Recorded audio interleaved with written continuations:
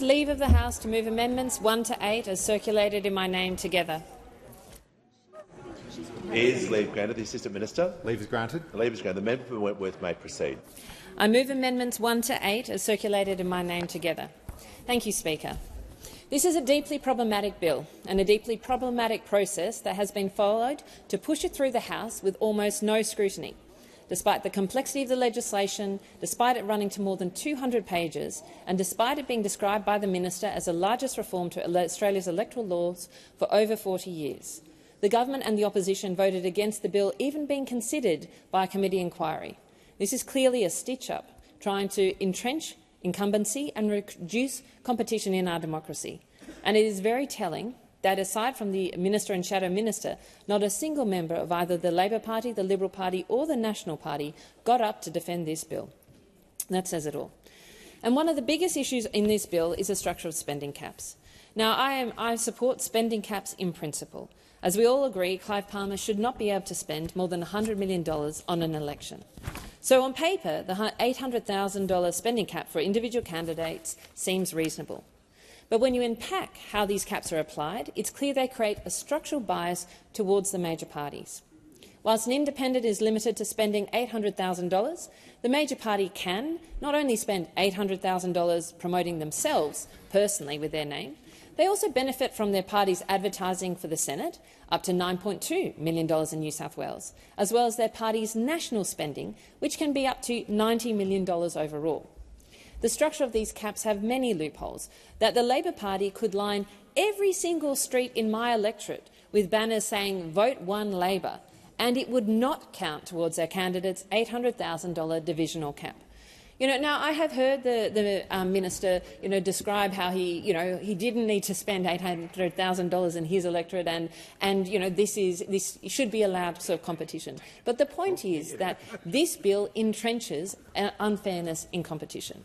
And it is why the loopholes are being called by the Centre for Public Integrity, Transparency International and the Australian Democracy Network. I mean, hardly bodies that are sitting there not interested in electoral reform. These guys have been pushing it from long before the Labor Party agreed to do this. They all said yesterday that the bill will entrench major party and incumbency advantage, and why they said passing it without an inquiry was not in the interests of the Australian public. Speaker, while independent MPs like me are disadvantaged by the structure of these caps, the impact on challengers is much worse. New independent candidates, selected by communities who are frustrated by major parties' failure to tackle long-term problems, face huge barriers. Most of these candidates, including most of the people on the crossbench right now, did not have a political past. They come from business, they are doctors, or not-for-profits, perhaps the public service. That is exactly the sort of diversity we want in this parliament. But it means that challengers usually don't have a big profile. They don't have and will have to spend heavily to build name recognition, establish credibility and educate the electorate about their policies. In contrast, their major party can rely on the reputation of the party. They can rely on the fact that the major parties are on television practically every single day, that the major parties have consistently used public spending on advertising, to promote what they do in their parties, and to really build on the back of these in the national media, even if incumbent MPs like me have an advantage over them. So applying the same cap to independent challengers and to incumbents is clearly not a level playing field. This amendment seeks to address that imbalance. It raises the spending cap for non-incumbent independent candidates in the House and allows them to spend 150% of the divisional cap. An equivalent provision is made for in the Senate. This change is modelled on spending caps in New South Wales, where independents are able to spend 1.5 times that of major parties. This amendment does not benefit a single member of this House, nor a single member of this crossbench. And I think that should be noted, because I think there's been a lot of imputation of saying, trying to protect this. This is not about me trying to protect my seat. This is about trying to make sure that we have contestability in our parliament and in our democracy, and that means competition. It does not benefit a single senator. It only benefits those who seek to challenge us, and it is purely about creating competition in our democracy. The government could argue that this cap unfairly disadvantages major party candidates at the expense of their challengers, and I would refer them to my earlier example. This bill bakes in structural spending advantages for the major parties, which this amendment would only partly, and I hesitate to bring it forward because I know it will only partly address so many problems in this bill, but it still would make it better for challengers. The question is that the amendment be agreed to. Being no other speaker, I'll now the member for Spender. The member for Curtin has the call.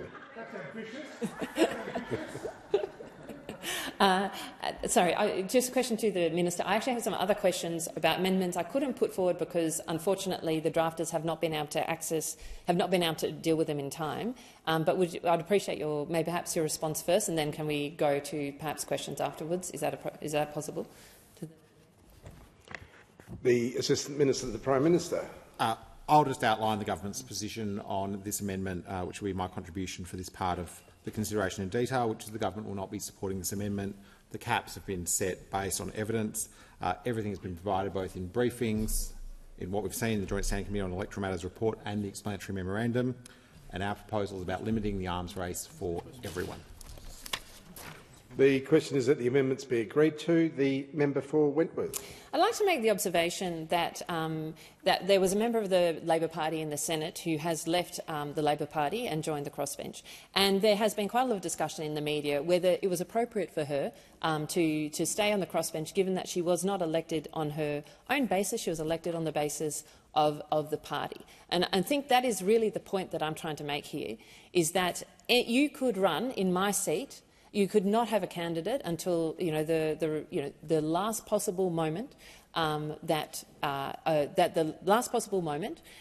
the election is called. You could run a candidate with. You could actually not spend a single dollar with somebody's name on it as an electoral candidate in my seat, and they would still probably get, if they were from the Liberal Party, maybe a primary of 30%, just on the basis of the party alone. So I cannot understand how the government, the minister, who's obviously not listening to me because he's having an animated conversation with somebody else, which that's his prerogative.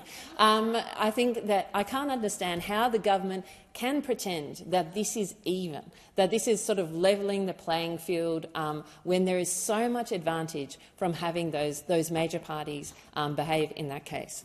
I'm going to ask some other questions of the minister because I think these are important questions. I'm not sure if I am going to get an answer on them.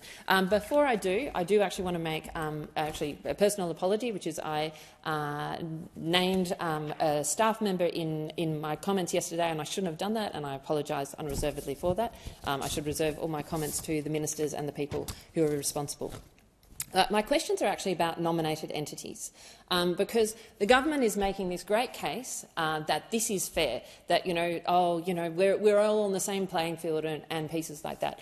And my concern on this is that we have the government and the opposition have these nominated entities, which have, we don't know how much money in them, perhaps up to $100 million in them. And my understanding of the legislation, which is still imperfect because I only got it on Friday, my understanding of the legislation means that these entities are able to give the Labor Party, the Liberal Party, any amount of money that they want. They are not subject to the donation caps that the rest of the parties, that any other member is responsible to.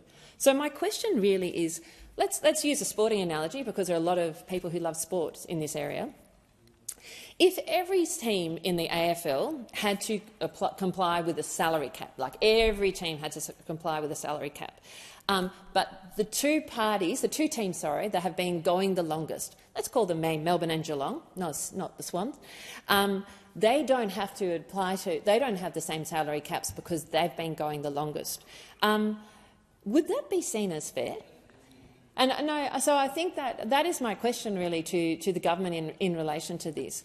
Is it okay that the McCormack Foundation, potentially holding up to $100 million worth of assets, is it okay that the McCormack Foundation, because it was built and grew wealthy before this legislation, it can make any donation of any amount it wants to the Liberal Party, for example, and it is not subject under any sort of donation caps at all. So anyone who wants to give me money, or anyone else who, even in a party that has not been established, can't give more than $20,000, but it's okay, because this place has been, the Cormac Foundation's been around for ages. It has $100 million reportedly in assets. It can give as much money as it wants to the Liberal Party, and there are institutions similarly for the Labor Party that can give as much money to the Labor Party as they want.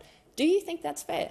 Or perhaps maybe these institutions should be subject, if we're really going to level the playing field, should be subject to the same donation caps as everybody else is in this country. Because why? It's just a genuine question. Why are there no donation caps from the assets of these organisations, these nominated entities, which are not the Labor Party or the Liberal Party? They're just they're entities close to them, but they're not the same thing. Why should they be able to give unlimited donations?